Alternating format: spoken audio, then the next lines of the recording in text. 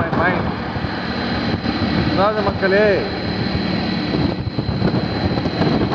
and also in our Tamil culture they make the pumpkin on no moon day, on Amavasai day they break in the middle of the road and they don't take in the side of the road, so it is also a problem for the two wheelers.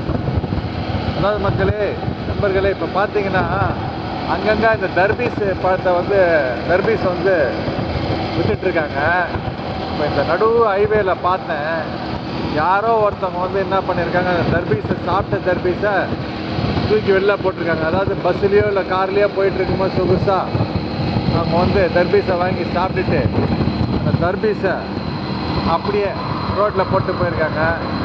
இப்போ 2 சக்கர வாகனத்தில் ஓட்டிகிட்டு போகிறவங்க என்ன மாதிரி போயிட்டுருக்கும் போது, இப்போ பகலே பார்த்துட்டோம் ஏதோ வெளிச்சத்தில், இதே நைட்டாக இருந்தால் பார்க்காம அது மேலே ஓட்டியிருந்தா கண்டிப்பாக விழுவோம். ஸோ இது ரொம்ப ஆபத்தானது. யாராவது நம்ம ஊரில் கூட தர்பீஸ் அந்த மாதிரி சாப்பிட்ற மாதிரி இருந்தால் பிரயாணத்தின் போது ரோட்டில் தூக்கி அடி போடாதீங்க. பக்கத்துலேயே கீழே வச்சுக்கோங்க, இல்லை ஒரு பேக்கில் வச்சுட்டு அப்புறம் குப்பை தொட்டியில் போடுங்க. அது இல்லாமல் நம்ம தமிழ் கலாச்சாரத்தில் பார்த்திங்கன்னா அமாவாசை அன்றைக்கி வெளியில் பூசணிக்காய் உடைப்போம். உடைச்சிட்டு அப்படியே போயிடக்கூடாது.